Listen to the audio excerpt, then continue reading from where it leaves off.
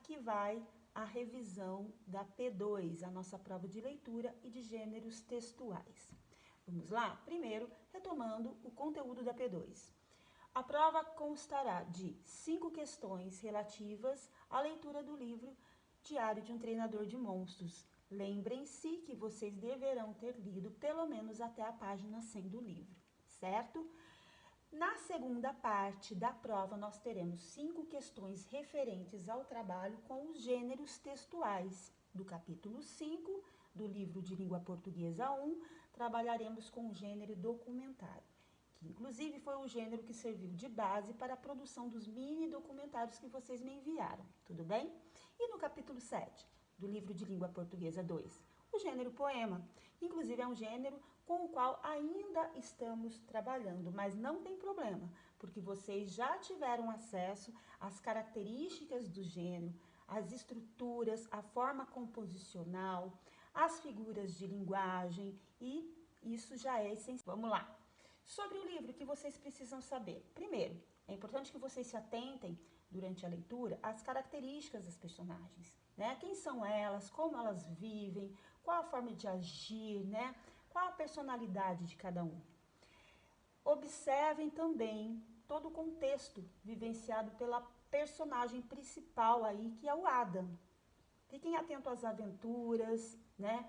Fiquem atentos às complicações que ele vivencia, como que ele lida com isso, tudo certo? E também não se esqueçam da questão do bullying que é abordado no livro, né?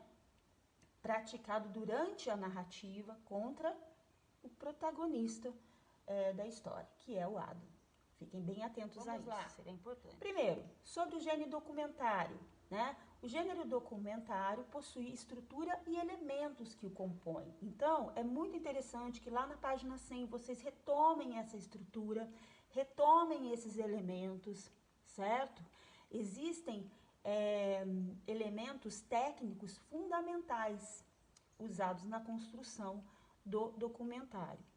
Em geral, eles iniciam com a fala de um ou de mais apresentadores, né? Esses apresentadores, eles podem estar presentes visualmente no vídeo ou não.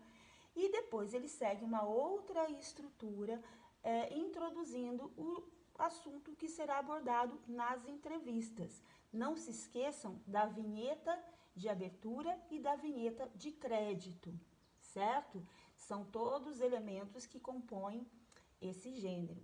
E aí vocês devem realmente retomar a página 100 e mais esse trecho do quadro em azul aqui, que fala da vinheta de crédito, de como vocês podem disponibilizar a música, a entrada, a finalização de um documentário, certo? E sobre o gênero poema, vocês precisam se atentar às características desse gênero, aos seus elementos, como é a forma de composição desse gênero.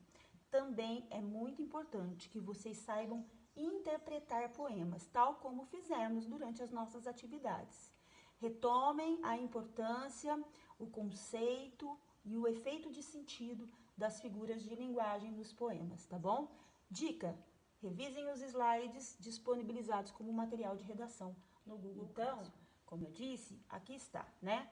Este é o slide que eu disponibilizei para vocês sobre o gênero poema, né? Nós trabalhamos sobre o que é um poema, vimos que é um gênero textual, geralmente é organizado em versos e estrofes, mas há também os poemas em prosa. Lembra que eu expliquei isso, tá? O poema, ele sempre apresenta um uso muito expressivo da linguagem. Por isso que é muito comum em um poema o uso das figuras de linguagem. Quais? Por exemplo, a metonímia, a metáfora, a personificação, tem também a comparação. Nós vimos alguns poemas, falamos sobre Mário de Andrade, né? Manuel Bandeira, nós falamos sobre Carlos Drummond de Andrade, fizemos análises, entendemos o que é um poema e o que é uma poesia, para não fazer mais essa confusão, né? Poema é um gênero, a poesia está presente no poema. Nós também vimos a estrutura básica de um texto poético, né? O verso é a sua unidade poética. Cada linha é um verso. E a estrofe é um agrupamento dos versos, tá?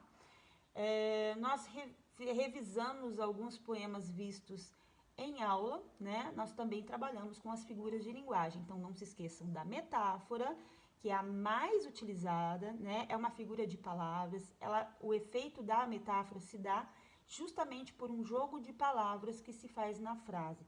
Lembra desse exemplo aqui? Achamos a chave do problema. O problema tem chave? Não. O problema é uma fechadura? Não. Mas a chave aqui foi usada no sentido de a solução do problema. Ela não foi usada no seu sentido convencional. Ela foi usada no seu sentido figurado. Portanto, uma metáfora, tá?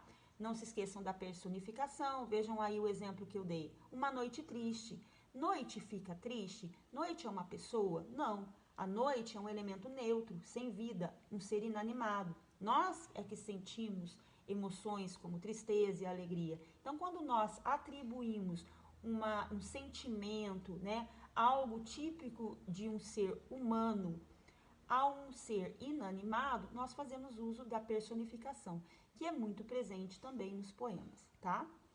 E aí, entre as figuras de linguagem, nós também temos a comparação, que são as características de um ser a outro, porque existe alguma semelhança entre eles. Então, quando eu digo, o meu coração está igual a um céu cinzento, meu coração tem como ser um céu cinzento? Não, mas eu estou comparando o meu coração a um céu cinzento.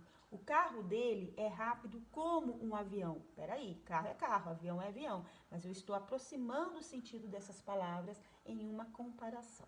Tudo bem?